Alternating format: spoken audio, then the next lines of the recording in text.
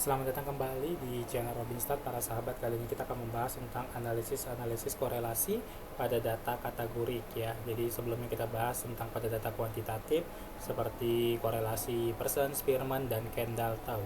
Nah, ada beberapa jenis korelasi atau disebut dengan asosiasi pada analisis korelasi kategorik ya, tergantung tipe datanya. Misalkan analisis korelasi P itu jika skalanya bersifat dikotomus dan nominal gitu ya. Misalkan hubungan antara gender dengan jenis tontonan. Jenis tontonannya ada dua, sinetron dan berita. Kemudian kalau dia misalkan bukan 2x2 ya, itu namanya korelasi Cramer-V gitu. Misalkan tadi antara kepemilikan TV dengan jumlah acaranya, misalkan sinetron, berita maupun olahraga gitu ya. Kemudian ada lagi korelasi Krusal Gamma, itu untuk korelasi antar skalanya ordinal ya. Dan korelasi lainnya ya, Krusal Lambda juga untuk yang bersifat nominal ya, berukuran M kali N. Nah, jadi ada beberapa tipe di sini yang bisa kita gunakan. Nah, sebagai contoh kita langsung saja ke Jamovi-nya ya. Kita ambil nanti datanya dari data korelasi. Nah, ini untuk data kategorik ya, data kategorik. Nah, misalkan di sini ada status ya, kemudian perumahan, ini kategorik ya, disiplin, tidak disiplinnya untuk sebuah data ordinal, kemudian gender atau jenis tontonan, jenis kepemilikan TV, jenis acara dan seterusnya. Nah, itu masuknya ke sini ke frekuentis. Nah, frekuensi itu kita masuk ke nanti kontingensi tabel ya untuk dan nilai asosiasinya.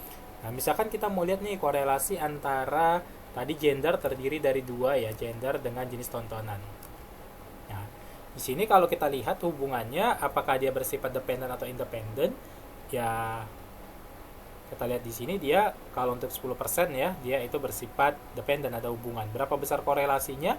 Ya kita lihat ukuran statistiknya yang digunakan adalah statistik untuk data si nominal, berarti pakainya P. Nah, seperti itu ya. Kemudian di sini kita bisa juga melihat ini ya, ini kan dalam frekuensi. Kalau kita mau misalkan dalam persentase, ya tinggal kita ketik selnya, nanti bisa jadi persentase di dalam totalnya, dari totalnya. Kalau mencari nilai chi-square secara manual, kita mencari nilai expectednya, karena nilai chi-square itu rumusnya jumlah dari objektif kurang ekspektasi dikuadratkan dibagi dengan ekspektasinya, baru dijumlah semua. Itulah nilainya nanti 3,62. Nah, itu korelasinya sebesar, kalau kita lihat dari sisi nominalnya, yaitu bentuknya 0,491 ya. Korelasinya lemah positif gitu ya. Nah, kalau kita ambil misalkan korelasi antar jenis TV ya, jenis TV ini kepemilikannya dan acara TV-nya. Nah, ini misalkan berapa kali berapa ini. Nah, ini 3 kali 3 ya. Nah, 3 kali 3 berarti nggak bisa si P ya, karena dia cuma 2 kali 2. Kita pakainya Cramer.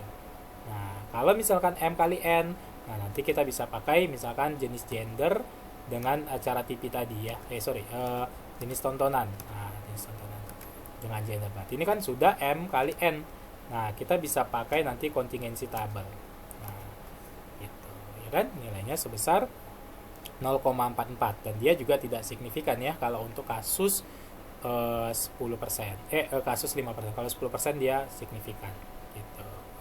Kemudian kita juga bisa misalkan antar variabel ordinal. Nah, kalau ordinal berarti misalkan di sini adalah jenis perumahan ya, perumahan atau kontrakan dianggap ya, perumahan itu lebih elit lah ya daripada kontrakan dibanding dengan status pekerjaan juga, antar karyawan, staf maupun dengan manajer. Nah, seperti ini. Jadi dia tidak berhubungan sebenarnya antara pekerjaannya dengan jenis perumahannya. Ya, korelasinya jangan pakai misalkan besarnya korelasi jangan pakai kontingensi, tapi pakai yang ordinal ya. Salah satunya bisa pakai gamma. Nah, korelasinya itu sebesar ini sebesar 0,385 seperti itu. Jadi nanti sesuaikan datanya, data nominal atau data ordinal untuk korelasinya seperti itu ya.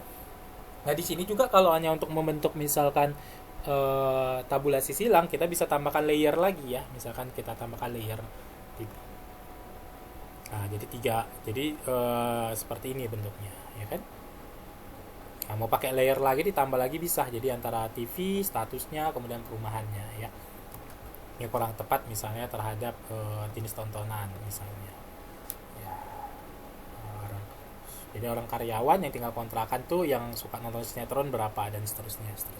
Nah, demikian untuk korelasi data kategorik atau disebut dengan asosiasi. Semoga bermanfaat. Sampai ketemu di video-video berikutnya. Terima kasih.